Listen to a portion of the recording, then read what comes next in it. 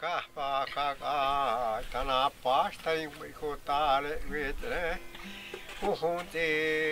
you think it's time for some traditions to die so the next thing can come along?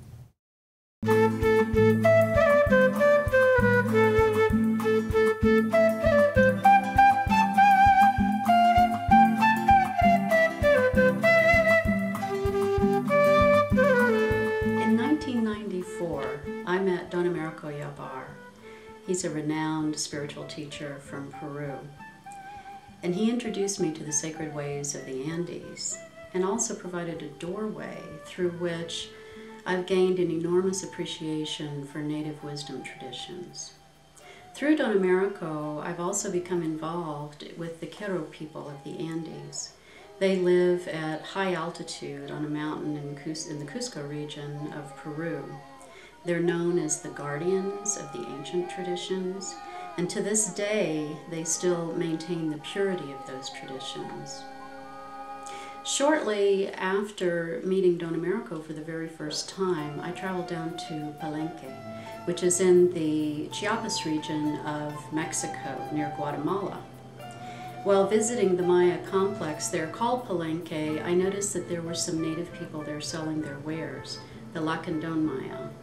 And what I was to learn about them was that no one is really sure about their origins.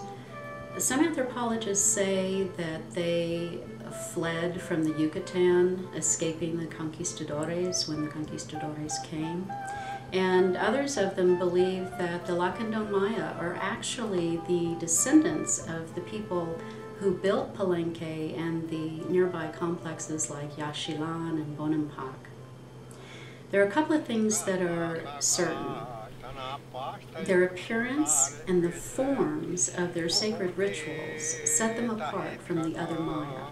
They look very different, and their practices are very different. And another thing that's certain is that their traditions are in grave danger of complete decimation. Over the years, I began to bring Western people down to these regions to be with the native people so that they too could develop an appreciation like I have about the teachings that run through these traditions. And we found that they are actually very life-transforming experiences. Then in 2007, Kenosis Spirit Keepers was founded as a nonprofit organization that seeks to help preserve those native traditions that are in danger of extinction. Through our programs, we bring native people together in small groups to share traditions, to reconnect.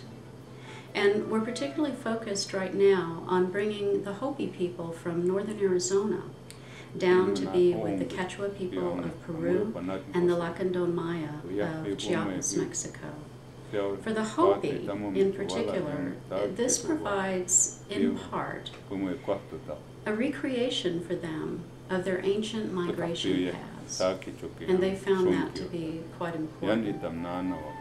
And we've been told that through these connections, these sharings of these cultures, the people that have been involved have found a renewal of spiritual energy and a recommitment to their own practices.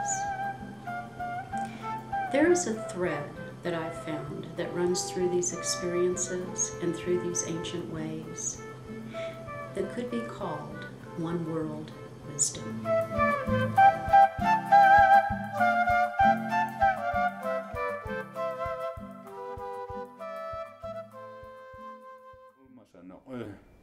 Evita moyome kape, taati mo amam sukyo sinum akakame, taakachi hapitam naabukyo intane, payantane.